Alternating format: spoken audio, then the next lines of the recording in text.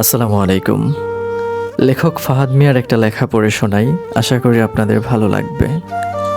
অতিরিক্ত ব্যস্ততা দেখানো মানুষের সাথে কখনোই সম্পর্কে জড়াতে নেই। এরা শুধু নিজের সময় সুযোগ বুঝে সময় দেয় কিংবা কথা বলে। আপনার খারাপ লাগা মুহূর্তে কিংবা একা লাগা মুহূর্তে কখনোই এমন ব্যস্ত থাকা মানুষকে পাশে পাবেন না, এটা নিশ্চিত থাকুন। অতিরিক্ত ব্যস্ততা দেখানো মানুষ পৃথিবীর অন্য সব ক্ষেত্রে সময় ঠিকই পায়, শুধু সম্পর্কে থাকা মানুষটাকে একটু সময় দিতে কিংবা যত্ন নেওয়ার সময় পায় না। ইচ্ছে করলে শত ব্যস্ততার মাঝেও প্রিয় মানুষটাকে সময় দেওয়া যায়, কিন্তু আপনি যদি মানুষটার কাছে প্রিয়ই না হন, তবে সে কি করে আপনাকে সময় দিবে বলে আপনি আশা করেন? যে মানুষটার কাছে আপনার প্রায়োরিটি থাকবে, সে মানুষটা শত ব্যস্ততার পরেও আপনার অন্তত খোঁজটুকু নেবে। আপনি খেলেন কিনা, সুস্থ আছেন কিনা, কিংবা আপনার খারাপ লাগতেছে কিনা জানতে চাইবে।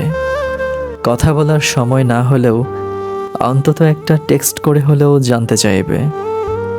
কোনো গুরুত্বপূর্ণ কাজে ব্যস্ত থাকার পরেও আপনার সামান্য কল পেয়ে কথা বলার জন্য সুযোগ খুঁজে বের করবে, কিংবা অন্তত ছোট্ট একটা টেক্সট করবে।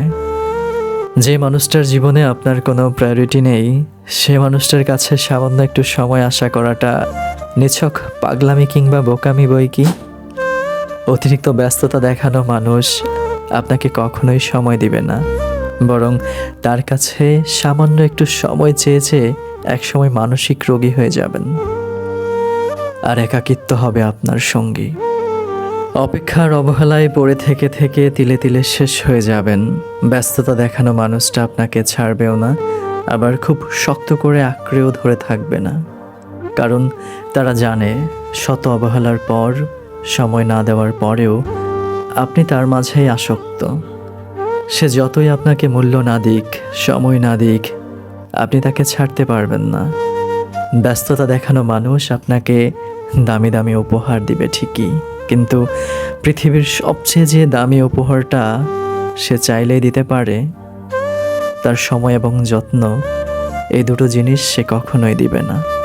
সত্যি বলতে, এমন ব্যস্ততা দেখানো মানুষটা হয়তো কখনোই বুঝবে না তার কাছে আপনার আর চাওয়ার কিছুই নেই, শুধুমাত্র তার দেওয়া একটু সময় এবং যত্ন পেলেই আপনি সন্তুষ্ট।